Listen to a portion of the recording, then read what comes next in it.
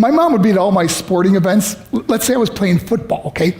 My mother would be on the sidelines, and if the play on the field started going one way, my mother would run along like, Mark, get him, get him. I'd be like, oh my gosh.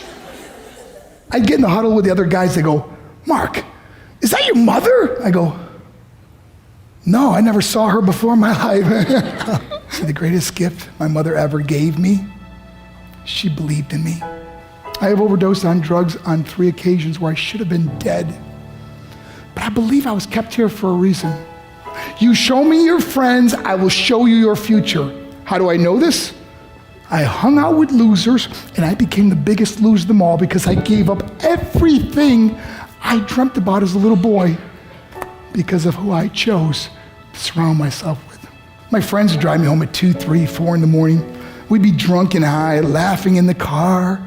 We'd pull up in front of my house in New York. They go, Mark, the light's on. I go, oh man, my mother's up. See, my mom wouldn't go to bed until she knew her son was still alive.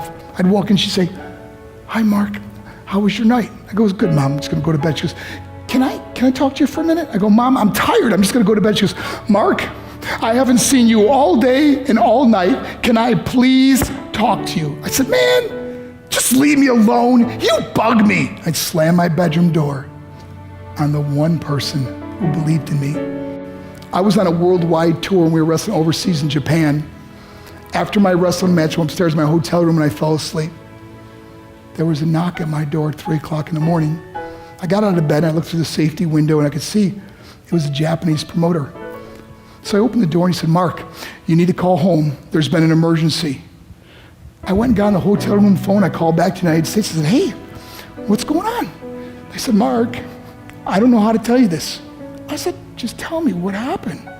All of a sudden they started crying. They go, Mark, I can't tell you. I said, just say it. They said, Mark, your mother died. I just threw the phone down.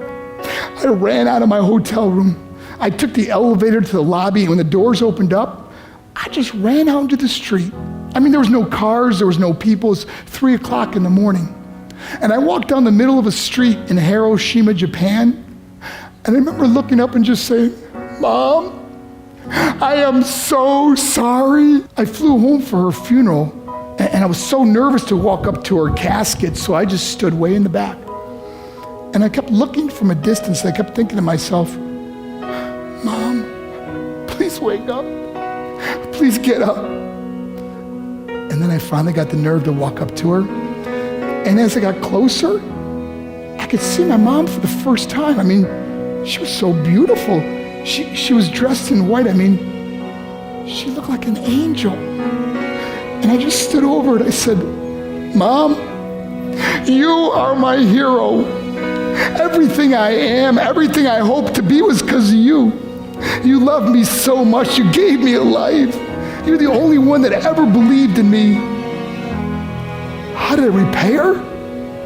By getting drunk, by getting high, by getting stupid, by hanging out with losers. For what? All she ever wanted to do was talk to me. I wish I could talk to you now, Mom. I wish you could see what I'm doing. Why couldn't I have been a better son? We are defined by our choices.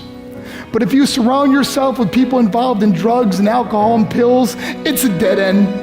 I'm not here to preach to you. I'm here to tell you I lived that life. It leads to broken hearts, broken relationships, broken dreams, and death. For what? To get high? If you have a mother or a father, when you go home, tell them how much you love them. See, my whole life was about being rich and famous. I had to be a millionaire. I had to win the race. I had to win the race at the expense of my marriage, my family, my friends. For what? To be all alone in the world? I learned what is truly important, and that is how precious this gift of life is, and our families, and how quickly it can be taken away. See, I no longer live in time, I live in moments. See, it's not what's in your pocket that matters. It's what's in your heart that truly matters. Love Love is just a word until somebody comes along and gives it meaning. You're the meaning.